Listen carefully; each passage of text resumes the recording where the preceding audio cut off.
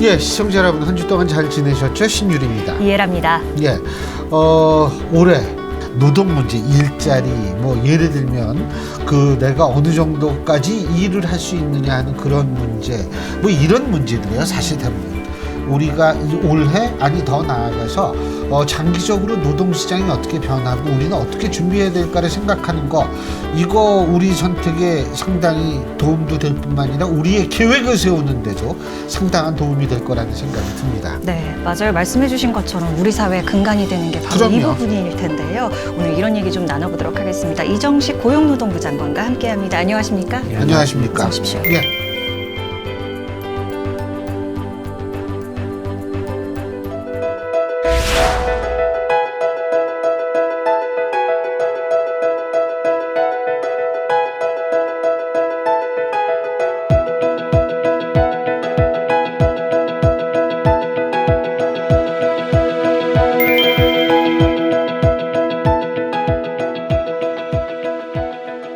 오늘 사실 오전에 이 근로시간 면제제도 근로감독 결과 발표가 있지 않았습니까? 그런데 네, 이제 양대 노총에서 입장을 내놓더라고요. 예상하셨다시피 뭐 노조 욱책이다 이런 평가들을 하고 있는 것 같습니다. 그러니까 이에 대해서 우리 장관님 어떻게 느끼고 계시는지 좀 먼저 듣고 싶은데요. 노동부가 그 노사 법치를 그 중요한 우리 개혁의 화두로 지난 1년 반 동안 열심히 해왔는데, 법은 어느 누구에게도 엄정하고 공정하게 일관되게 적용이 될 때만이 신뢰를 확보할 수 있어요. 그런데 노동부에서 하는 일들 중에 대표적인 게 근로자들 임금 제대로 받게 하는 거, 네. 그다음에 노동조합을 활동을 방해하거나 탄압하는 걸 못하게 하는 거, 직장에서 근로자들 괴롭히는 거 못하게 하는 거, 포괄임금, 뭐 장시간 근로 이런 거 다 노동부가 감독을 하고 위법을 하면 사용자, 사장님을 처벌하거든요. 근데 사장님들은 우리 옥죄기다, 뭐 탄압한다는 얘기 안 해요. 근데 유독 노동계만이 그 법을 지키면서 제대로 하는 것이 지속 가능하고 국민적 지지를 받을 수 있다고 하는데 옥죄기라고 주장을 하죠. 지금 중대재해처벌법 말씀하신 것 같은데 제가 좀 궁금한 게 하나 있어서 여쭤볼 텐데, 중대재해처벌법의 지금 개정을 이거 해야 된다라는 게 정부의 입장이잖아요. 그죠? 올해부터 이게 범위가 완전히 이제 넓어지기 때문에. 그런데 제가 우선 여쭤보는 것이 중대재해처벌법 시행 전과 후를 비교해 봤을 때 그러니까 작업장에서의 재해가 줄었습니까? 늘었습니까? 지금까지를 보면 줄긴 좀 줄었습니다. 줄었어요. 네, 줄긴 줄었는데 건설업종 같은 데는 오히려 적용되는데 더 늘었고, 또 전체적으로 보면 한때는 보면 이 적용되는 데보다는 적용이 되지 않는다는 것은 5인에서 50인 미만을 얘기하는 겁니다. 거기서 오히려 큰 폭으로 줄었고, 적용되는 데서는 더 늘기도 하고, 그러나 전체적으로 보면 사회적으로 중대재해를 예방하고 감축해야겠다는 인식은 확산이 됐지만 법의 효과가 정말 큰 거냐 하는 것은 기대보다는 낮은 것 같고, 그러나 주는 경향이다 이렇게 말씀드릴 수 있습니다. 지금 이제 더불어민주당 원칙과 상식에 속해 있다가 지금 이제 탈당을 해서 미래대연합이라는 신당을 추진하고 있는 의원 이원우 의원도 노동운동 하셨던 분이거든요. 장관님도 노동운동 하셨던 분이고요.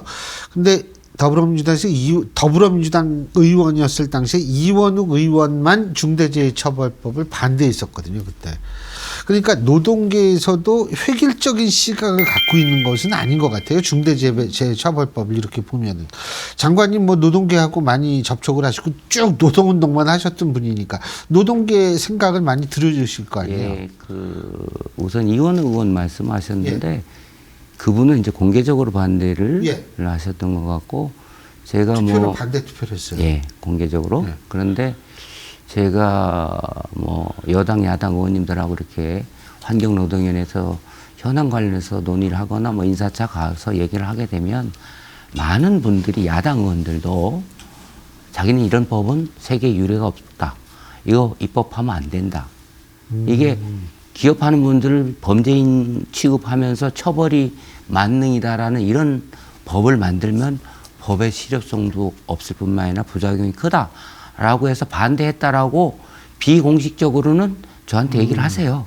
예. 그러면서도 공식적인 자리에 나서면 반대하는 이게 이제 이른바 우리가 겉과 속이 다른 명실이 상부하지 않은 원래 정치라는 게 또 그런 거 그런 거고. 아니겠습니까? 그런데 이제 참. 이원욱 그 의원 같은 경우는 그거 말고도 제가 옛날부터 이 자리에 오기 전부터 보면 그 노동조합 운동이나 우리나라 노사관계 노동 문제에 대한 나름대로 전문적인 식견이 있어요. 아, 본인이 노동자로서 오래 네, 생활했으니까요. 지금 민주당에서 그 과거 문재인 정부에서 국정과제로 했다가 안 하고 윤석열 정부 들어와서 막 밀어붙였던 게 2조 3조고 그 거부권 행사했는데 그거에 대해서도 제가 알기로는 이원욱 의원은 반대를 했고 오히려 그렇게 하면 부작용이 크고 그거 말고 현재 체제에서도 우리가 기업을 뛰어넘어서 그 상생과 연대 정신으로 원청이 협력업체의 노동자들을 위한 교섭을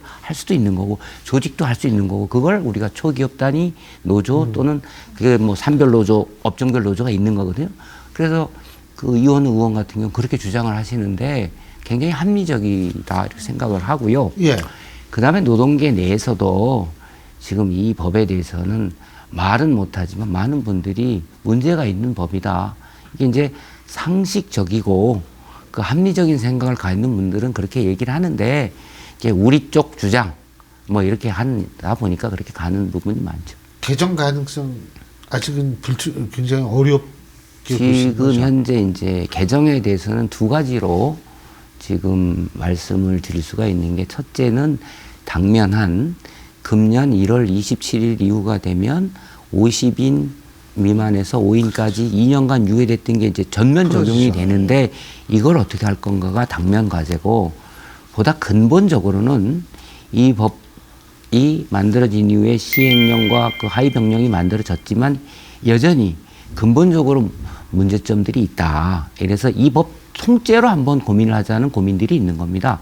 그래서 그거는 저희가 지금 2022년 11월 30일 날 중대재해 감축 로드맵을 만들어서 그 다양한 분야의 현실에서 중대재해를 어떻게 줄이고 법령은 어떻게 현행화하고 글로벌 스탠다드에 맞추고 했고 근데 그건 그대로 TF를 구성해서 논의하고 총선 끝나면 그것도 국민적 공감대 위에서 뭐 한번 고민해 봐야 되겠지만 당장은 이 임박한 지금 오늘이 18일이니까 열흘도 채 안 남았는데 이걸 빨리 정리를 해야 되거든요. 근데 민주당에서 3대 요구 조건을 제시를 했어요. 네. 그러다가 그것에 대해서 답을 하니까 다시 2대 조건을 제시를 했어요. 이건 무슨 소리냐면 여당이 이대로 가면 심각하다. 그래서 작년 9월 달에 개정안을 발의를 했고 야당도 이대로 가면 심각하네. 이런 고민의 발로가 조건을 내거는 거죠. 무조건 반대할 수 없으니까. 그래서 3대 조건이 정부가 사과를 해라. 그래서 열심히 노력했지만 충분하지 못했다. 두 번째로 앞으로는 그러면 더 이상 유예를 하면 안 되니까 남은 기간 동안에 최선을 다해서 중대재해를 줄일 수 있는 대책을 가져와라. 그게 이제 뭐 조직 예산 이런 거 아니겠어요? 그다음에 감축을 위한 정책들. 그걸 저희가 예산도 2년 연속으로 2자릿수 올렸고 이번에 1조 2천억 간접 효과가 1.5천억 그래서 했고 그다음에 기업들도 지금 2년 후에는 더 이상 유예를 안 하겠다. 이렇게 얘기했는데 그러고 났더니 부족하다. 맹탕이다. 재탕이다. 이래서 나온 게 산업안전보건청을 만들어라. 예산을 2조로 늘려라. 근데 예산은 여야가 그렇게 자기 주장하다가 지금 자기들 과제로 설정했던 그거 하고 해서 끝났는데 정부는 저 84만 그 사업장에서 대진단하고 필요할 경우에 기금 운영 계획을 변경해서라도 늘릴 수 좀 늘려보겠다. 그런데 뜬금없이 예산을 2조로 늘려라? 여야 합의를 해야 되는 거잖아요. 그 다음에 산업안전보건청도 처음에 중대재해법 만들 때 문재인 정부에서 청을 만들자고 했는데 법 개정안이 나왔어요. 근데 2년 반 동안 아무것도 안 하다가 지금 갑자기 이제 3대 조건을 정부가 내놓으니까 이제 와서 청을 만들자라고 얘기하는 건데 그것은 별로 관계도 없는 그런 얘기다. 그래서 전망을 하건대 쉽진 않지만 아직도 한 열흘은 남았는데 84만 명 사업장에 약 800만 명의 근로자들의 생계가 걸린 문제입니다. 왜냐하면 이 50인 미만 사업장들은 사장님이 생산도, 판매, 영업도, 그렇죠. 그 안전관리도 다 해야 되고 현재 산업안전보건법에 따라서 처벌받는 사람들의 70% 이상이 다 사장님들이에요. 그렇죠. 그러니까 지금 사장님들은 지금 법으로도 다 처벌받고 있고 중대재해처벌법의 취지가 원래 야당에서 얘기하는 게 사장님, 대기업 사장님 처벌하겠다는 건데 지금 법으로도 충분히 처벌받고 있고 오히려 사장님이 처벌받으면 2중, 3중의 처벌을 받아서 그 범죄자가 늘어나고 그러면 800명 사람들의 고용 불안이 우려가 되는 상황이죠.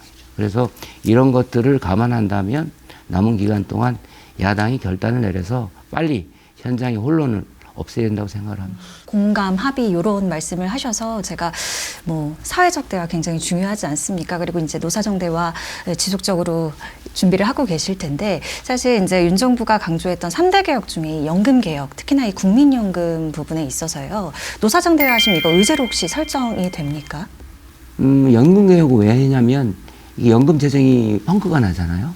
보험료를 얼마를 낼지, 수급 연령은 언제로 할지 이런 것들 다 고쳐야 되거든요.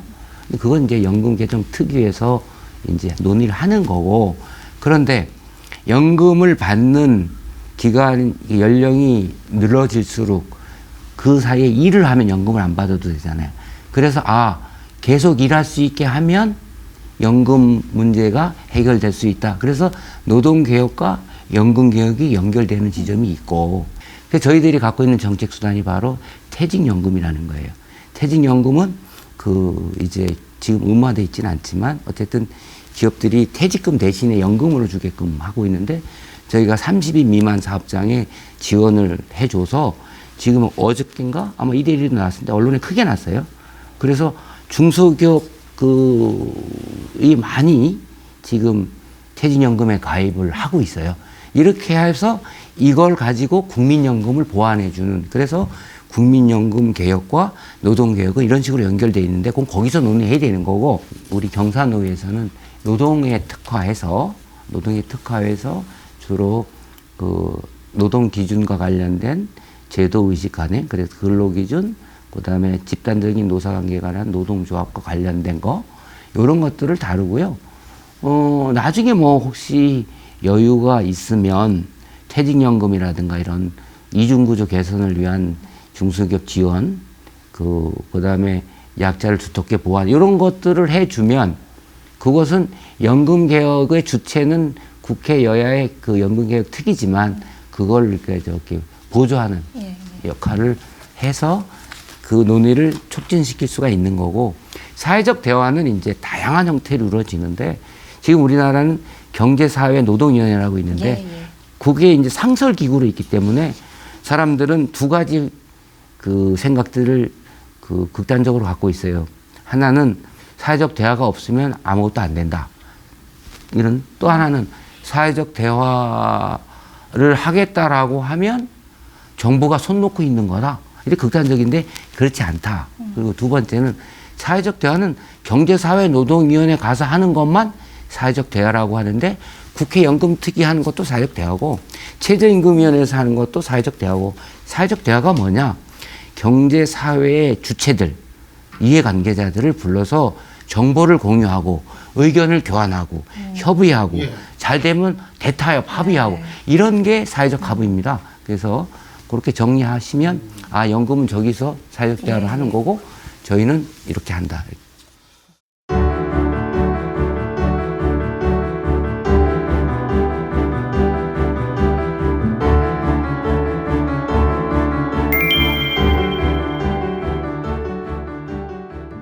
사실 프랑스 같은 경우에도 이 정년의 연장을 그러니까 이 연금 크레바스 줄인다고 연장을 하려고 그러니까 막 시위하고 난리 났는데 우리나라 같은 경우에는 뭐 그러지는 않겠죠.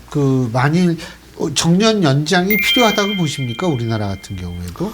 그거가 이제 프랑스하고 우리나라랑 다른 게 제가 노동계 있을 때 늘 예. 주장했던 건데 저쪽 나라는 저 유럽의 나라들은 정년을 늘린다. 예. 그러니까 반대를 하고 데모를 하는 그렇죠. 거예요. 근데 그건 왜 그러냐? 연금하고 연계돼 있으니까. 그죠? 예. 그러니까 아이 우리가 일하라고 태어났니? 그러니까 연금도 소득 대체율이 괜찮은 거고 뭐 그러다 보니까 우리는 그냥 좀 편하게. 예, 예, 편하게 하겠다. 근데 그게 예. 지속 가능하지 않기 때문에 예. 연금 개혁을 하고 연금 개혁을 하기 위해서는 정년을 손을 봐야 된다. 뭐 그렇죠. 이제 이렇게 되는 거잖아요. 그런데 우리나라는 이제 소득 대체율도 낮고 왜냐면 연금의 역사가 그 짧으니까. 88년 예. 짧으니까 그 40년을 보야 소득 대체율 뭐 40% 이렇게 돼 있던가, 60%인가 돼 있는데 이게 짧고 산업화 역사도 짧은 거고 그런데 두 개는 밀접하게 연결돼 있잖아요. 예. 그런데 우리나라가 이제 정년은 여러 가지로 볼 때 그 연장을 하든 재고용을 하든 예.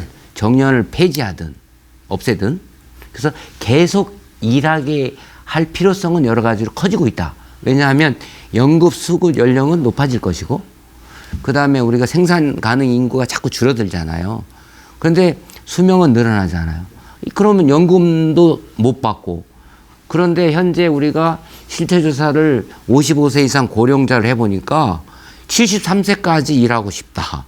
그리고 뭐 70% 이상이 계속 일하고 싶다는 거예요. 그럼 이 사람들 일을 하게 해줘야 되는데 지금은 어떻게 되냐면 정년이 60으로 돼 있고 그죠? 예. 그런데 대부분은 노조가 있는 데가 그런 거고 맞아요. 그다음에 50대. 없는 데는 다 50세 이전에 다 예. 뭐 이런저런 명퇴든 권고사직이든 다 나가거든요. 나간 다음에 뭐 합니까? 자기 하던 일하고 관계없는 일 하거든. 예. 그리고 소득도 팍 줄어요. 예. 개인적으로나 국가적으로 얼마나 낭비입니까? 그렇죠. 본인이 쌓아온 지혜, 역량, 이런 숙련을 사장시키는 거잖아요. 바람직하지 않죠. 그렇죠. 그럼 있는 데서 계속 일하게 해야 되잖아요. 예. 그게 제일 좋은데 이게 우리가 2010년도의 경험에 의하면 정년을 일률적으로 60세로 연장을 한 거예요. 예. 근데 임금 체계 등을 좀 개편하도록 했는데 노동조합에서 이걸 딱 정년을 법적으로 얻었는데 임금을 양보하지 않죠. 그래서 뭐 임금 피크제니 뭐 다양한 형태로 예. 나타나고 결국은 다 소송 가고 사법 리스크 커지고 노사 갈등이 커지고 이렇게 해서는 안 된다는 거죠. 그다음에 청년 고용 문제가 있잖아요. 예. 어떤 데는 청년과 중장년이 같이 조화롭게 일할 수도 있고 청년 적합 직무도 있고 고령자 적합 직무도 있는데 예. 대부분은 같이 일하는 거예요. 그런데 우리나라 임금 체계를 놓고 보면 정년이 늘어난다 법적으로 일률적으로 그러면 대기업 노조 있는 데는 득을 보고 청년들은 불안하고 그리고 다수의 중소기업들은 해먹을 수가 있어서 이중구조가 더 커질 수 있어요. 그래서 예. 사회적 대화가 이제 복원이 됐으니까 경사노위에서 시급하게 논의를 할 텐데 아마 일본의 사례가 대표적으로 벤치마킹할 사례일 것 같아요. 그리고 우리 경험은 2010년도에 임금 체계 등을 개편을 하는 거와 발맞춰서 일률적으로 55세를 60세로 했더니 임금 피크제 등 부작용이 있더라. 그래서 양극화 이중구 심화됐다. 일본의 사례는 어떠냐? 우리보다 20년 전에 초고령 사회가 됐습니다. 예. 2004년도에. 네. 근데 2006년도에 이분들은 그 법을 만드는 게 재고용을 하든 정년을 없애든 정년을 늘리든 65세까지 하라고 법을 했는데 지금 현재 99.9%가 다 완료를 한 거예요. 이게 왜 됐냐? 이 사람들은 74구시적으로 점진적으로 단계적으로 했고 그다음에 옵션이 세 가지가 되잖아요. 없애든지 그죠? 늘리든지 또는 재고용을 하든지 해라. 그러니까 기업이 옵션이 많은 거지. 그러니까 실현 가능성이 큰 거죠. 그다음에 세 번째로는 노사가 서로 우리랑 또 문화가 달라서 거기는 서로가 대화 타협을 잘해요.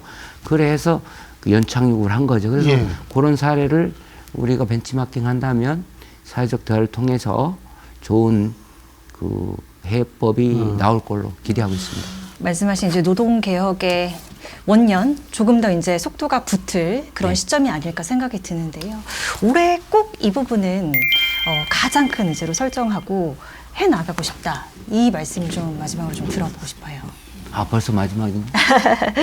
더 여쭤봐도 되겠습니까? 네. 아마 저야 지금 뭐 요새 한참 중요한 게 워라밸 모성 보호, 네. 청년 고용부터 맞습니다. 그 신년사에서도 여러 가지 좀 정부 강조해 부처 주셨죠. 칸막이 네. 없애고 벽을 허물면서 연계해서 국민들이 편하게 정부 서비스를 이용하고 혜택은 더 늘어나게 하고 말씀드리고 싶은 게 많은데 네. 개혁에 대해서 말씀을 주셨으니까 지난해를 저희가 이제 개혁의 원년이라고 했던 거죠. 1단계다 하는 거지, 출발점. 근데 개혁을 하면 제도의식 관행을 다 고쳐야 되는 건데 궁극적으로는 이제 제도를 고쳐야 되겠죠.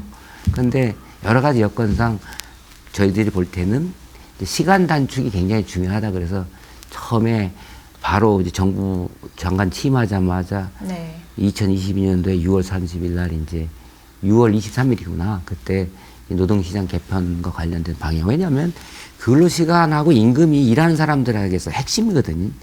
그걸 했고 미래노동시장 연구회를 만들어서 제도 개선하겠다고 하고 작년 3월 초에 저희가 그 입법 예고를 했더니 뭐 이게 뭐 일하다가 죽으라는 거냐라는 프레임 속에서 국민들이 우려하고 그래서 저희들이 광범위하게 설문조사도 해서 이제 그게 경사노위로 이제 논의를 넘길 거고 그리고 나서 나머지 부분은 이제 관행을 고치는 부분, 의식을 고치는 부분에 주력을 하는데 개혁의 출발점은 법치다. 법치. 법을 안 지키면 나중에 제도를 고치는 게 이제 궁극적으로 제도, 개혁의 의식, 관행, 제도 중에 마지막이라고 봤을 때 제도를 고쳐놨는데 안 지키면 말짱 필요가 없는 거잖아요. 그래서 법치 확립을 이제 기본으로 했던 거죠. 출발점으로. 그래서 원년으로 하고 그런데 이제 법치 중에 국회에서 입법적인 논의 없이 할 수 있는 게 시행령 개정으로 하거나 정부 의지로 할 수 있는 게 있었는데 이제 회계 공시 제도를 통해서 노동조합을 투명하게 운영하게 했던 거죠. 노동조합 투명성을 기초로 조합 안에 적극적인 참여와 신뢰를 할 때 노사관계가 건강하게 되는 거거든요. 그래야 현장에서 정말로 책임지는 국민들의 지지를 받는 지속 가능한 노동운동이 되는 거예요. 그래서 법치를 확립을 해서 성과가 있었죠. 그래서 작년 연말에 전문가들 평가가 3대 개혁 중에 노동개혁이 B약점이라고 나온 거 아니에요? 뭐가 제일 잘했나? 법치라고 그랬어요. 당연한 건데. 그래서 우리가 파업이나 노사 갈등이란 노동 손실이 있어, 근로 손실이 있으라는데 국제 비교를 해보면 우리나라가 다른 나라에 비해서 엄청 많아요. 일본에 비해서는 뭐 아마 수백 배 될 거예요. 그런데 그게 역대 정부 평균의 3분의 1로 줄었죠. 파업 지속 기간도 30일에서 9일로 줄었죠. 그 다음에 일자리 정책도 패러다임을 바뀌어서 돈 퍼주는 게 아니라 일할 수 있는 능력, 취업 가능성을 높여주는 쪽으로 적극적 노동시장 정치라고 하는데 훈련시켜주고 막 그러는 거예요. 일경험. 그래가지고 고용률이 역대 최고잖아요. 62.6. 실업률은 역대 최저 2.7%. 더 중요한 게 우리가 실업급여를 빨리 재취업을 위해서 생계 안정을 위해서 실업급여를 받아야 되는데 실업급여를 위해서 악용하는 사람들이 있다고 언론에 많이 났잖아요. 그런데 실업급여 수급 기간 중에 재취업률이 5년 만에 최고인 30% 이상으로 올라갔어요. 중대재해도 600~700명대에서 600명대로 500명대로 줄어들었어요. 이런 게 이제 성과예요. 이 개혁의 성과인데 이런 기초 위에 이제 이거를 현장에 착근을 시켜야 되는 거지. 다시 과거로 돌아가면 안 되는 거잖아요. 그래서 이 기조를 계속 이제 이어나갔는데 그래서 이제 그 부분을 더 강화할 건 강화하고 보완할 건 보완하는데 이번에는 딱 두 가지로 말씀드리면 이중구조 개선 또 하나는 이제 제도 개선이에요. 제도 개선은 저 사회적 대화 논의를 거쳐서 하는데 그 방향과 원칙이 뭐냐? 방향은 글로벌 스탠다드에 맞아야 된다. 그죠? 다른 나라는 다 이런 정도 수준을 갖고 가고 있는데 우리나라는 노동자의 권리, 그 다음에 책임, 이게 안 맞으면 안 되잖아요. 우리가 스몰 오픈 이카노미인데 소규모 개방 경제 수출해서 먹고 사는 나라. 그 다음에 우리나라 법이 70년 된 법이에요. 70년 전에 어떤 일이에요? 53년도 근로기준법, 노조법이 만들었는데 그때 국민소득이 100불 이하지. 공장도 별로 없었지. 그때 일일 8시간, 주 48시간, 주휴, 유급 이런 게 다 그때 있었대.